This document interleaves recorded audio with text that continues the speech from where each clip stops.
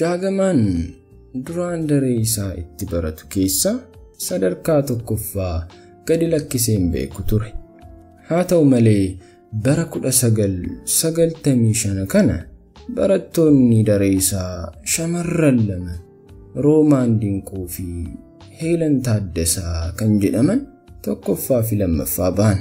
Jaagamaan immoo sadaffaa ba'e. Yeroo kanatti kamiin sadarkaa tokkoffaa bahuu dide jechuun baay'ee aaruun bara kana barumsan baradhu bara dhufu cimee dubbiseen sadarkaa tokkoffaa ba'a jechuun xiiqii qabate barumsa isaa addaan kute.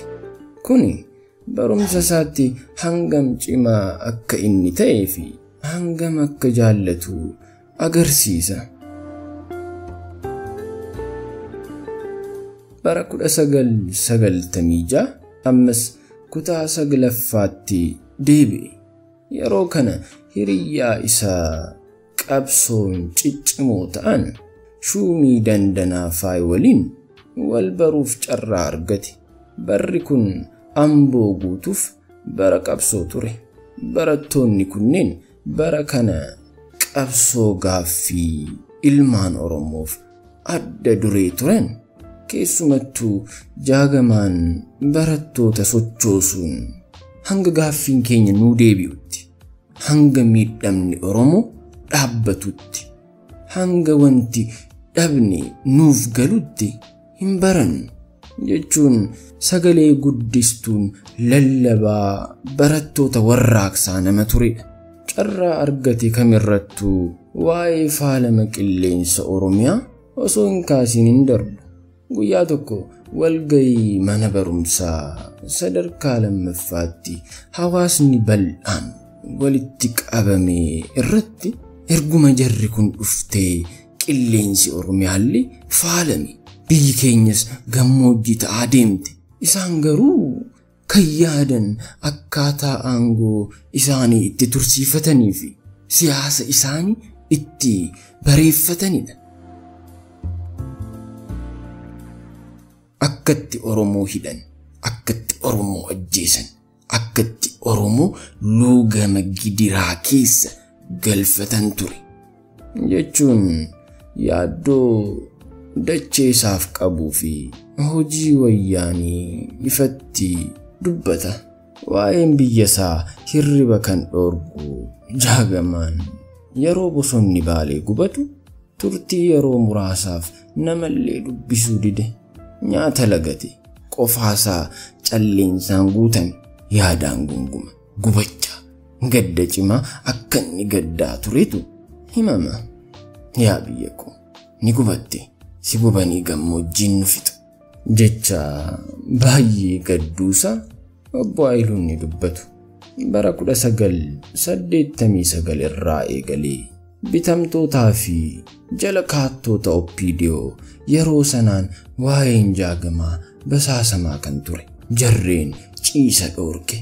Haaluma kanaan sababa alaabaa si'achuu jechuun namoota 11 waliin gurraandhala 1996 himanni irratti baname. Jaagamaan himatamaa lakkoofsa tokkoffaa ta'ee himatamuun Karchallee Ambootti darbatame. Hiriyoonni isaa kanneen akka Shuumii Dandanaa Faayis adda duree turan. Yeroo mana hidhaa turan kanatti mana hidhaa keessatti taa'anii qabsoo adda addaaf haala mijeessaa turan. Jaagamaan uumamumaan kennaa dandeettii waa bocuun miidhagsuu qaba ture. Mana hidhaa kana keessattis Shuumii waliin kaartaa Oromiyaa mukarraa bocanii tolfatanii turan. Kaartaan kun Walloos dabalattee yeroo ilaaltu gama tokkoon shugguxii fakkaatti. Gama tokkoon yoo ilaaltu immoo kaartaa Oromiyaati. Kaartaa kana mormatti fannifatu ture. Boca kaartaa Jaagamaa kanarras barreeffamni jiru Oromiyaan yoomiyyuu harka lagaatti hin bultu kan jedhu ture. Baatii jaaf Karchallee Amboo turan.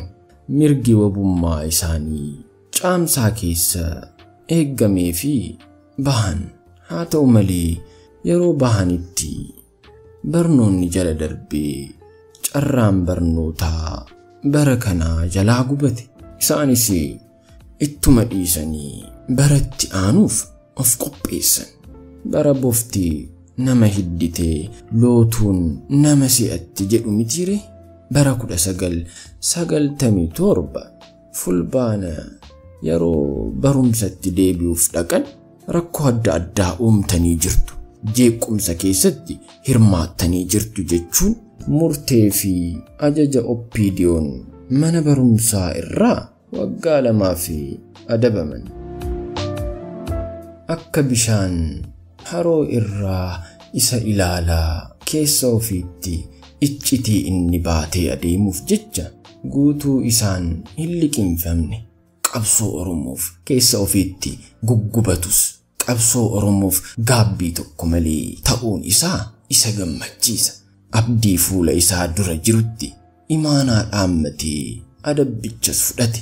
Kana booda jaagamaan sammuusaa akka tasgabbeessuu fi hojjetee akka qarshii argatu akka itti hin dhagahamne isa gargaaruuf jecha qabsaan yeroo baay'ee hidhame. Abbaan manaa Suuraa Tsiyoon obbo Masfin Fufaa mana suuraa isaatti qacare. Jaagamaanis bara kana qabsoo uummata Oromoo cinaatti mana suuraa Tsiyoon magaalaa Ambootti argamu keessa hojjechaa ture. Ofii isaatiifis kennaa addaa bocaawwan adda addaa dandeettii bocuu qaba. Ijumaan ilaalees fakkii namootaa kaasee lafa kaa'aa ture. Daawwattoota Sagalee Kitaabaa seenaa Jaagamaa Badhaanee kutaa 3ffaa asirratti xumurra. Kutaa 4ffaan hanga walitti deebinutti nagaan naaf turaa. Peace.